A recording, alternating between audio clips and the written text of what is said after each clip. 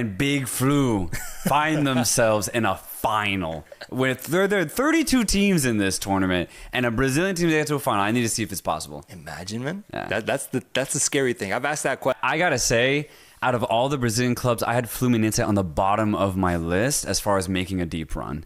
And to figure out where we're gonna go here, which one do we talk about first? Which matchup are you most excited for between these two? I mean, just because there's a Brazilian side in it, I'm excited for Fluminense Chelsea. I need to know. Know. Can Big Flu find themselves in a final? With there are 32 teams in this tournament, and a Brazilian team gets to a final. I need to see if it's possible. Imagine, man. Yeah. That's the scary thing. I've asked that question basically every round. Can you imagine if a Brazilian team can top their group? Yeah. Can you imagine a Brazilian team can make it past round of 16, the quarterfinals, and now we're in the semifinals, and Big Flu. Everybody's got that cough, bro. Everybody's got that cough, man. And Fluminense has found themselves representing Brazil on an insane run, led by their leader, Thiago Silva, in that backline, commanding these players, led with their star, João Arias, scoring insane goals, just player of the match in so many of these games. And just all around, great performances, both defensively and offensively, coming off of a really impressive 2-1 result against Al Hilal. Fluminense is here looking to make history to go to the final. Yeah, I gotta say, out of all the Brazilian clubs, I had Fluminense on the bottom of my list as far as making a deep run. Renato Gaucho, the coach, he apparently has a statue of him outside of the Grêmio stadium because he had an insane time with Grêmio. He won Copa Libertadores with them back in 2016, 2017. But for what he's done here at Fluminense, and I believe just 3-4 months, he's got this team playing the perfect park the bus defensive type of football, but then he also has them playing free-flowing football when they do get on the ball and go forward. It's the perfect defend counter-attack style. It's like prime Atleti, what Fluminense are actually pulling off, because again, they do have, the defensive stalwart of Thiago Silva, but then up top, João Arias, you look at his stats, he's leading the team in touches, shots, creative chances, passing. Jeez. It's ridiculous what he's pulling off, but you see it, even without the stats, you see that Arias is playing at an insanely high level.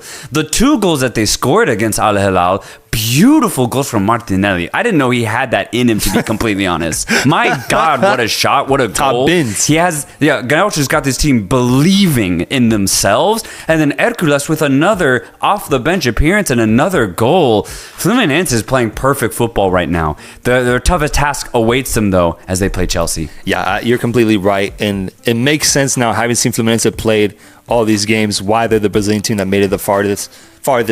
Their system gives them a chance against any opponent in any game. Yeah. And so that's what excites me about this matchup, because you're right, on the other side is a team that's picking up momentum, a team that is considered one of the most elite here at the tournament, has insane weapons, insane talent, and has a player like Cole Palmer cooking on all levels going into this match. Chelsea is obviously going to be the favorite going into this game, but I just think this matchup will be so entertaining, so fun to watch, because once again, we see Chelsea matched up against a Brazilian side. Yeah.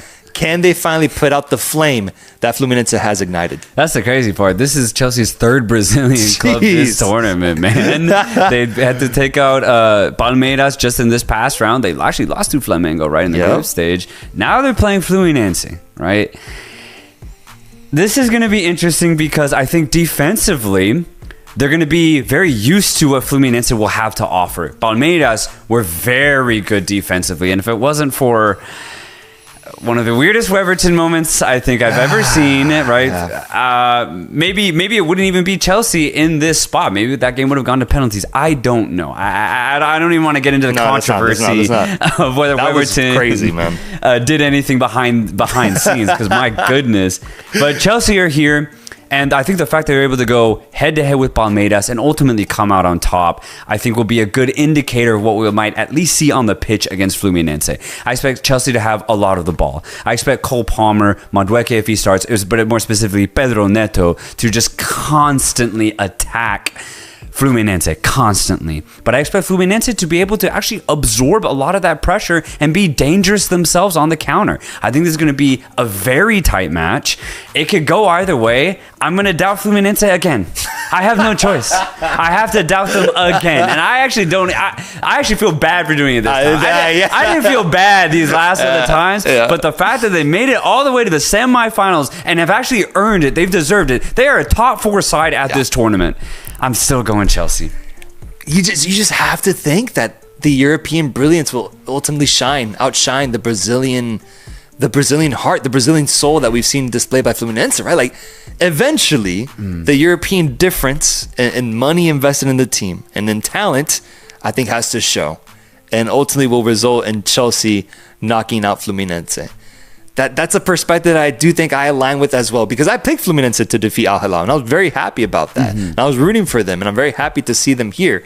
And I know that there's a lot of Fluminense fans online looking to get that support. They deserve it. You're right. But I think I saw Alexis McAllister in an interview that has stirred a lot of controversy in the build to this tournament. He was speaking in Spanish, and he was being asked about the level of quality between European teams and South American teams. And he was like, South American teams, they're going to go deep in this tournament, but at the end of the day, the European brilliance will outlast the South American grit. Yeah. And I just think that's a perspective I still align with going into this game. If Fluminense is able to get a victory here, I think I would definitely need to revisit how highly I rate the European dominance, the European financial structure, everything that benefits the European game, because the Brazilian grit is ultimately something that is equal to that. Yeah. Would be my takeaway if Fluminense is able to do it here in a semifinal. I have Chelsea, not just because of the all-around quality in this team, but specifically it is the Cole Palmer factor, man. I think I saw a version of him in this quarterfinal appearance against Palmeiras that was ready for this moment. I was excited to have the ball at his feet. Did you see the goal he scored, bro? Dude, that's it. What a turn. The turn was ridiculous. What a turn. The tightest defender on him, and he completely blew past him with the touch. And then he still had the composure to take the oncoming pressure on his side, hesitate to have a clean shot opportunity, and then shoot it perfectly in the bottom portion of the net and score the goal for Chelsea. That's class. That's world class. I don't know if Fluminense have that. That's the thing. And then you pair that with, I would say, great knockout tournament footballers, and Enzo Fernandez, who at one point went to a World Cup and won it. And then Andre Santos has been very serviceable as well in his appearances with Chelsea. I think that's been really good. They got X Factor Joao Pedro joining the team, getting minutes in that game. I wonder if he'll get some in this one. Delap and Kunku Neto got to start last game. Interested to see how they line up offensively. But for me, it's that focal point. Cole Palmer, the attention that he brings once he's on the ball opens up a lot of spaces. And if it wasn't for better finishing from Nkunku, Cole Palmer could have had a couple assists in this game as well to go up alongside his goal. So I'm going to go Chelsea on this one. I do think they're the better team at the end of the day, but what a ride it's been for Fluminense. And I also like the little narrative of Thiago Silva going up against his old team here. Damn, yeah, I didn't even think about that. Silva's been playing for so long, bro. He played in 3 different eras. Yeah, dude. God damn. For a long time, man. But yeah, it's going to be a fun match, though. Fluminense are going to give Chelsea hell. They're going to give him hell. I think so too. I have Chelsea going through. You have Chelsea going through. Let us know in the comments down below. If you're going Fluminense, let me know why. I'm actually curious to know what you think will be a difference. I mean, if you look at the likes of Botafogo, of Flamengo, of the Brazilian teams that were in this World Cup, Fluminense, Mbizo probably was the one on the outside looking in because they have the least budget from everybody else. But I kind of like the storyline going into this game because Renato Gaúcho, their manager, has been like the defiant Latino against the Europeans at this Club World Cup. He historically has dismerited the Italian football when he played there, saying that it's pure catenaccio. They just loft it forward and drop back. He manages to progress into the semifinals. So it does feel like this is a refreshing take from Renato going into the semifinal.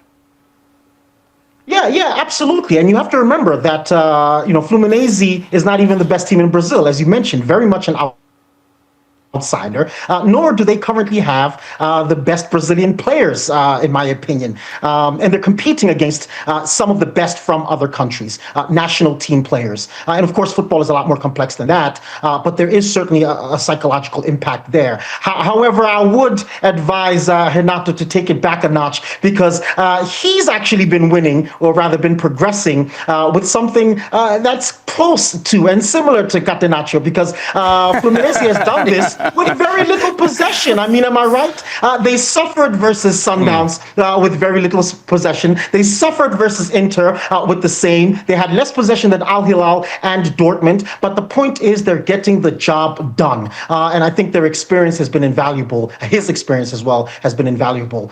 His temperament, his perspective, and his defiance is the word that I think you used, which is a perfect description. Well, he's doing it in a different way. This flu side, if you're seeing, age is just a number. Well, they have one of the oldest sides in the Club World Cup. I think 6 of their players in their 11 are, 34 and older. They're going against a Chelsea side that they're the young bucks of this Club World Cup. I mean, what sort of advantage does age and the experience of this togetherness of this flu side that's been there and done that, Libertadores, have potentially against Chelsea? Yes, spot on there, Mikey. I once discussed my concern about Fluminense's age on Galazzo. I referred to it as a retirement home, with a lot of players coming back from Europe. And last year they actually struggled in the Brazilian league, and I think that was perhaps because of how many games they had and the age and the wear and tear. They've been a bit better this year, and I think it's because they have played less games. And of course, contrary to most public intimations, Brazilian teams play more football than European teams. And so that has really worn on them, I think, when they've been playing down here in Brazil. But in the World Club Cup, this experience, this wisdom, it's been extremely valuable. I mean, if you think about how Thiago Silva was able to change the game versus Al Hilal and advise Renato Gaúcho on what he believes the tactical approach should be because of what's happening on the field. I mean, these are things that you can only get from experienced, from older players who are all understanding, who have all been through this. And again, like I said, when you're at that age where you've been through so much, you not only know how to play, but you also know how to soak up pressure and how to suffer. Down here in Brazil, they refer to teams being able to suffer to get the victory. It's a very Libertadores type approach, type idea to getting the job done, even when the football is not so beautiful. And I think Fluminense has been able to do that, while also demonstrating that they do have talent, they do have players, they do have football, and they are Brazilian after all. Yeah, listen, and talk about Libertadores. Renato's been to a Libertadores final not once, but twice. The very first time with Grêmio, taking them all the way, right? It was pretty impressive. And you talk about that experience. I look at a guy like Thiago Silva, not only the experience, but the leadership qualities as well. Getting everybody to believe in that dressing room, get on board. You look at a guy like Germán Cano, which we haven't mentioned, their goal scorer, a record-breaking goal scorer for Fluminense, arguably in the best form of his career in his late 30s, right? So it's just pretty incredible to see how it all kind of comes together with Fluminense. But then you pair it with a guy like John Arias, for example, on Fluminense, a younger Colombian player that's kind of starting to really make a name for himself, already been on the national team, but he's really that difference maker. In Spanish, I really like the word that we use, el diferente, the different one. Who's gonna Diferenciado. be that? O diferenciado in Portuguese. Who's gonna be that guy? And oftentimes for Fluminense, if it's gonna be anybody in Bizo, it's gonna be John Arias. Yeah, no, absolutely. I mean, he's demonstrated his quality. I've been a huge fan of his for quite some time. And down here, people already know of his talent, know of his quality. In fact, many Brazilian fans might argue that he's the best player in the Brazilian league at the moment. I'm not so sure that I would necessarily share that perspective, but he's certainly among the top ones. So his performances for us who are familiar with his game has not been surprising. So like I said, there is talent, not just in Brazil, but all over the world, and that's been on display vis-a-vis teams like Fluminense, vis-a-vis teams like Sundowns, who perhaps fell out, but certainly demonstrated that they can play against the best.